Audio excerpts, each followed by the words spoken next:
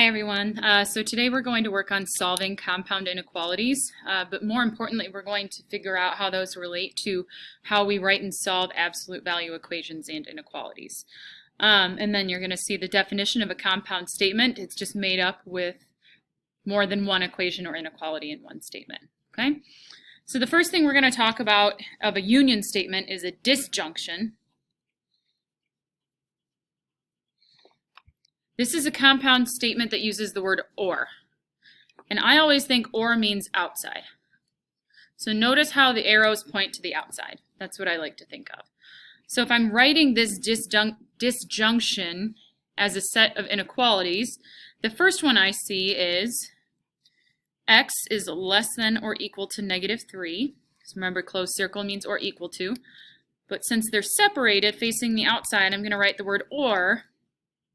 And then I need to write my second inequality. So in this case, I have x is greater than 2.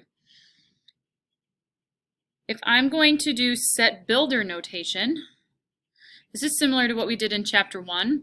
It's saying, okay, my variable's x. Then this line says, okay, and here's what my conditions are, and this is what follows. So I have x is less than or equal to -3. And then this union means the word or. So then I'll have or x is greater than 2. So once again, or can also be represented by u, which stands for union. Then finally, if we had interval notation, the first inequality, remember I have my boundaries, I'm including -3, and that goes all the way to the left, which means it goes to -infinity. My second one, remember I'm not including -2, so I'm going to use a parenthesis instead of, +2, sorry. But once again, I'm not including this value 2, which means I'm going to use parentheses rather than brackets. And then remember, this one goes all the way to the right forever and ever and ever, so it goes to infinity. Okay? Next up, we have what's called a conjunction. Conjunction, what's your function? Conjunction in English means that you're putting two things together. It's a word that helps put two statements together. In math, a compound statement that is a conjunction is something that uses the word and. So it's still a connection. And notice how and, it's the part in between that's kind of shaded in your inequality. And instead of a U this time, it's called an intersection, which is an upside down U. Okay? So if we are going to work on this and inequality here, we're going to have the same numbers as before. We're still dealing with -3, but in this case, x is greater than or equal to -3. And we're going to use the and word. And then in this case, x is less than 2. Another way that you can write this, though, is as a compound inequality, so all in one statement. So we know that x, so this stuff, is somewhere in between -3 and 2, and we want to include -3, exclude 2. For interval notation, I think it's especially helpful that we use the compound inequality up here. So my lower boundary is -3, and I want to include that. My upper boundary is 2, and I don't want to include that. Finally, if we're using this set builder notation, which is just a mini recap of what we did before, my variable is going to be x, and the conditions that I'm putting on x is that x is greater than or equal to -3, and remember, and can be indicated by an upside down U, which is also an intersection. So once again, x is greater than or equal to -3, and x is less than 2. So if we are going to solve some absolute value inequalities that are compound inequalities, we have to solve them both separately, right? So I'm going to get y is less than -4. That means I have an open circle at -4. I'm going to point an arrow to the left. And then I'm going to have to solve the other one, so I'm going to subtract the 5. And get y is greater than or equal to -2. I have a circle at -2, but this time it's going to be closed, and it should go to the right. All right, so hopefully you tried this next question on your own. You can solve for C in both cases and end up with these two inequalities, right? So here, C is being multiplied by a half, so I do the opposite and divide by a half. -2 divided by a half is the same as multiplying by 2, so I should get C is greater than or equal to -4. Here, I solve my two-step inequality to get C is less than 0. Remember, these and inequalities should be somewhere in between the two circles, and it is, so we are correct. This last one, we're going to add 5 to get x is less than 3. And then here, I divide by -2, and remember, when I divide or multiply by a negative, I have to flip that sign to get x is greater than 5. I'm going to have an open circle at 3. And since its number is less than that, I should point to the left. And then if x is greater than or equal to 5, I have to close in my circle at 5 and point to the numbers bigger than 5. Okay, so moving on, we're going to have to use this knowledge of and versus or in order to solve absolute value inequalities. If you recall, the absolute value of x is the distance from x to 0 on a number line. So absolute value inequalities can be represented with and or statements.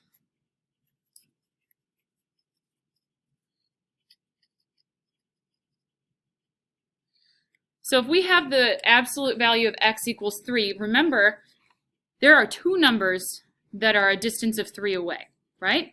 So we have this number that is 3 away from 0, and we also have this number that's 3 away from 0. So really, my solutions here are x is -3 and x is 3. So if we move on and apply this to inequalities, we have that idea of the distance from our absolute value being 3, right? 3 units from 0, but if it's less than 3 away from 0, any of these points that are between 0 and 3 and -3 can be included. However, remember, this sort of looks like an and inequality. Remember how we were shading in between those two circles? Greater than should look more like an or statement. Okay? So I'm going to show you guys some different ways to solve these absolute value inequalities and equations, right? So if we have something that's just an equal sign, we have two separate solutions. We don't have to worry about these inequalities, right? Whenever we have a less than problem, it will be and. But remember, you have to solve for the absolute value first, then decide if it's and or. Okay, so that's what we're going to have to do first. You have to solve for the absolute value first, then we will decide if it's and or. So once again, once you're solved for your absolute value, if we have a less than symbol, it's going to be an and inequality. If we have a greater than symbol, it's going to be an or inequality. And personally, I think we're going to have to just practice these a few times, and I want to remind you of how to do these. We actually did these in Algebra 1, which was helpful, but it's been a long time, so let's recap. This first example right here, we have an absolute value equals 10. My absolute value is by itself, so what I'm going to do is do the splits. And by doing the splits, reminder that we have two different distances from 0, right? If we're 10 spots away from 0, we could either be at -10 or we could be at +10. So when I do the splits, I can drop the absolute value sign, and then I'm just going to solve for k. So for this first equation here, I'm going to have to add 3 to get k is equal to -7. This second equation, when I add 3, you have to get k equals 13.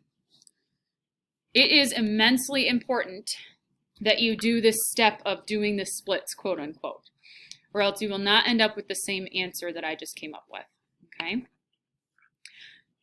So moving on to this second example over here. The first goal is to get the absolute value by itself, so that way we know what the distance is. So if I have the absolute value of x over 4, now my absolute value is by itself, and it says my distance is 4. So if my distance is 4, I could either be at -4 on the number line, or I could be at a +4 on the number line. And then I'm going to take my equation and solve for x. If x is being divided by 4, the opposite of that would be multiplying by 4. And I should get x equals -16 on the top. And then on the bottom, I should get x equals a +16. All right. Moving on. I think the equations are, once you get the idea of the splits, relatively simple. However, once we get into these inequalities, that's when we're going to have to do something a little bit different. So I'd like to go through a few examples of this. First and foremost, you always need to check, do I have my absolute value symbols by itself? There's nothing on the outside of the absolute value, so I'm good to do the split. However, you need to analyze and say, is this an and or an or problem? Greater than refers to or. So if I were to draw my number line, I should always be less than the smallest number. So in this case, the smaller number is going to be a negative distance, and then I'm going to have to be greater than my bigger number. Okay? Think about it though. Look at how the inequalities are pointing out, right? So they're pointing outside instead of towards the middle. Now all I have to do is solve these equations. So I'm going to subtract 2.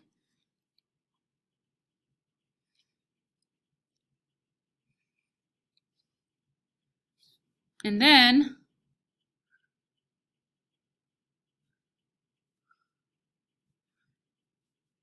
I should get, in this case, remember when you divide by a negative, you're going to have to flip that sign to get q as greater than or equal to 3. So if I were to graph this, remember I have a closed circle at 3 and I'm going to point greater than 3. The second one, if I subtract 2 to get 8, and then divide by -4, I'm going to get q is greater than or equal to negative, oops, I'm sorry, what did I forget to do? When I divide by a negative, I have to flip that sign. So now my second inequality should be q is less than or equal to -2. And then I have my graph. Let's do an example of a less than example. So this is going to be an or problem here. And this last one, we have to make sure to get our absolute value inequality by itself. So the first thing I'm going to do is multiply by 3.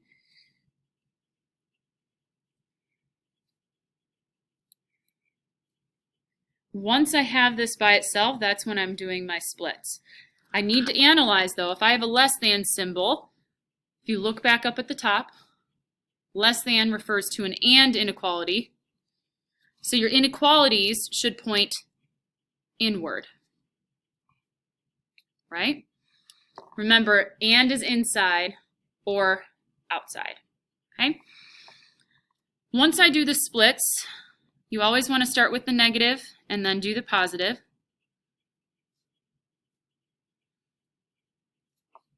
And once I solve this, I'm going to have to solve for x. I should get x is greater than or equal to -5. And then I'll have an and.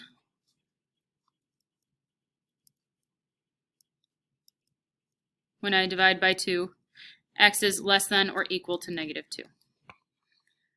Plotting this out, right up here, I have a closed circle at -5, a closed circle at -2, and means in between. So once again,